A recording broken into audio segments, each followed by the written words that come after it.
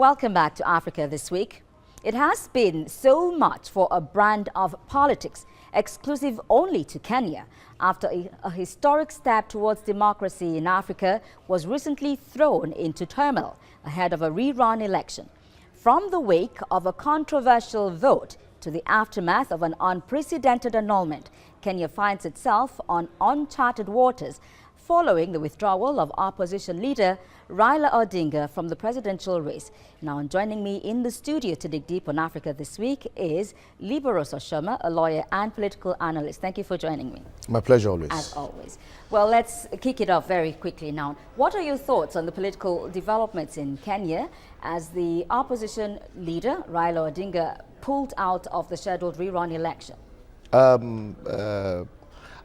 learned he's not completely pulling out of the election. He's asking for a shift in the polls, and then also that the members of the electoral body, some members in the electoral body that conducted the polls, should also, shouldn't be part of, the body next that election for exactly, October the 26th. which is it's legal, which is justifiable, and so For me, I strongly believe that should be the position, because you don't, like in his words, you don't make a mistake and then you're asked to go, do it again, most especially when it has to do, with election in a democratic setting. And then ditto with the stance of the Supreme Court in Kenya, saying, look, there's no amount is too much to get it right.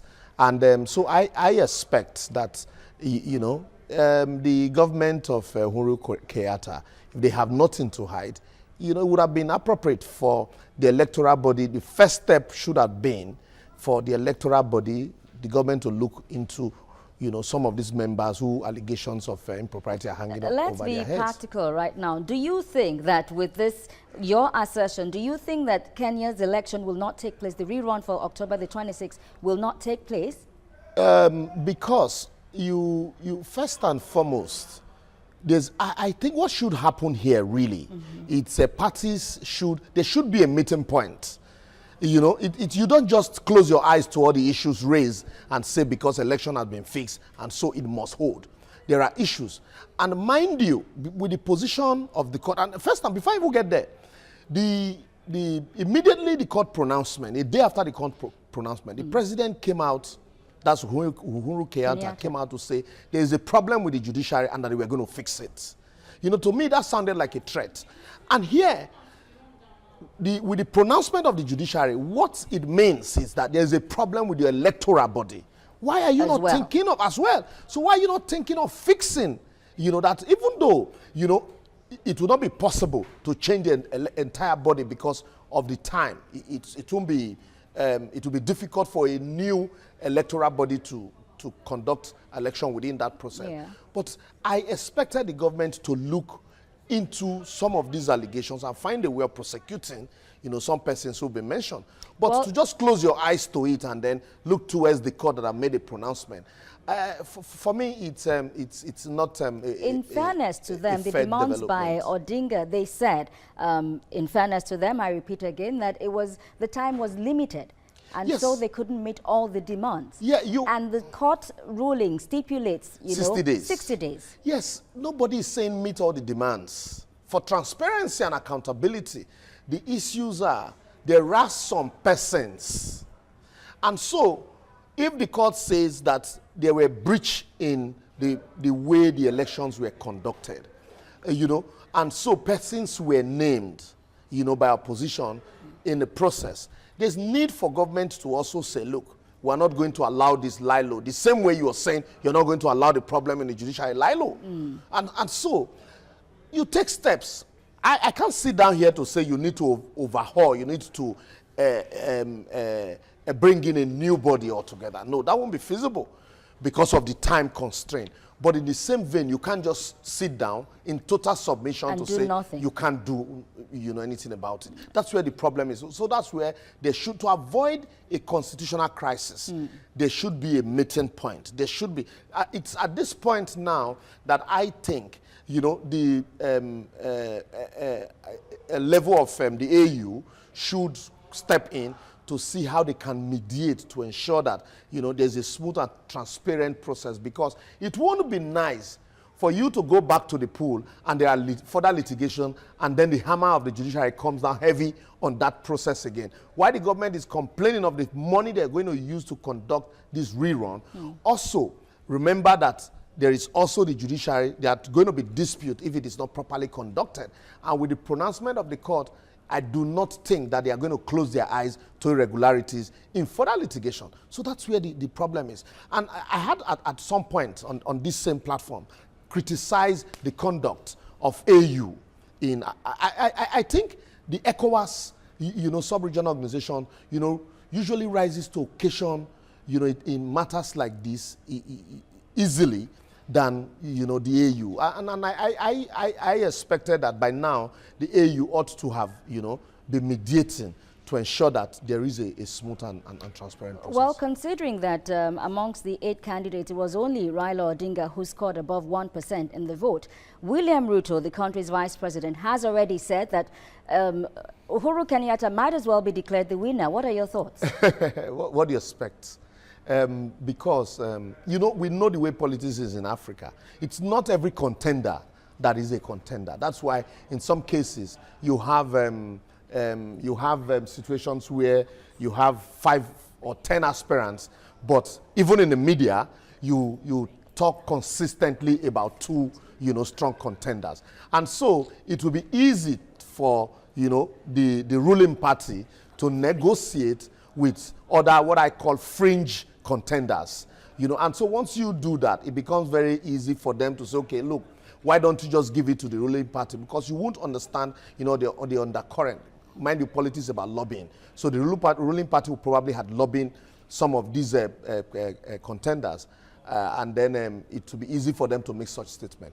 But the issues at stake here, it's democracy in Africa, democracy in Kenya, and how well they navigate the murky waters of the problems created, with the last elections. Indeed. So how would you classify the strategy being adopted by Raila Odinga, as some people believe, that it's a calculated attempt for him to exit politics? No, not on his own terms. Not at all. Not at all. Because a man who had, while attempting not to hold brief for him, who had consistently contested, the presidential election.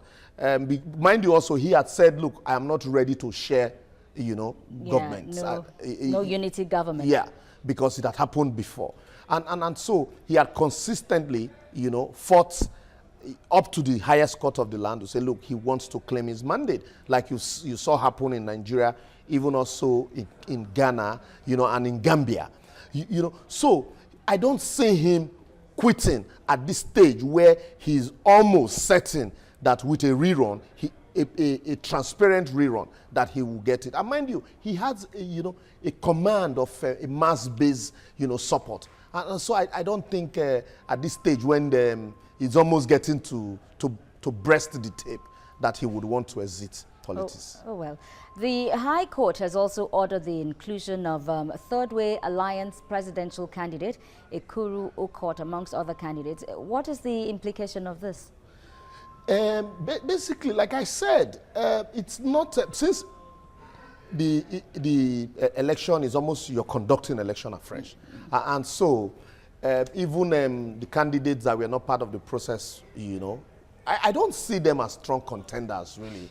The election is a 2-horse race. Indeed. Really. So it's between Raila Odinga and Kenyatta, the president. And so I really, other candidates, as many as they can, would want to participate, and possibly see how they can share votes, depending on the region they're from, see how they can share votes, of, the strong contenders in those regions. And so I really don't, and coming from the High Court also, it's a judicial pronouncement and there's nothing the electoral body can do about it.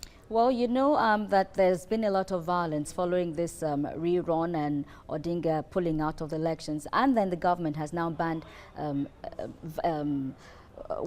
protests, rallies in some of these areas. What's your thoughts on that? Yes, in as much as the government, is participating in the election, it's, you know, they owe it a duty to the people also to protect lives and properties. And there's a whole, you know, a whole divide, a gap here, where, you know, the people, the politicians don't trust each other.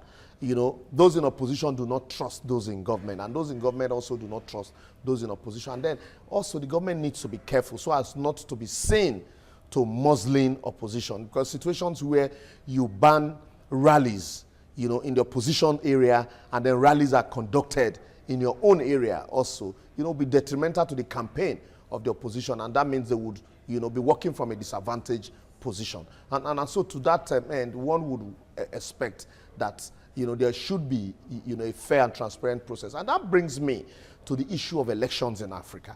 One would expect that this idea of the government, you know, having a say in who becomes members of the electoral body, it's something that most African countries need to begin to, you know, look at. Because if you're going into a match and you are appointing the umpire, then there's a problem, because the umpire would want to lean favorably, you know, towards, you know, your side of the game. The umpire should, in all sense, you know, be an umpire, be unbiased, be transparent and fair. You know, because it's a game, it's a contest, and then we're talking about the will and the wishes of the people. And the idea of, you know, not doing it rightly, now giving room for 4 out of 6 people who sit down in the court to say, look, in spite of what the people have said, since the processes were not followed. Uncharted waters indeed for Kenya. We're going to have to wait and see as events unfold in that country come October the 26th. Liberosa Sharma, lawyer, thank you for joining me on Africa This Week. Always a pleasure. In a continent where democratic process can be from being a test to becoming the result of a test in form of another test, then Kenya looks stuck in an unfolding political drama and will now have to belt up for the next phase of its journey. In the end, the present situation with democratic processes could turn out to mean well as long as political actors and institutions act within the confines of the law. I have been your guide, Fadishola Shotingwa. Many thanks for watching, and bye for now.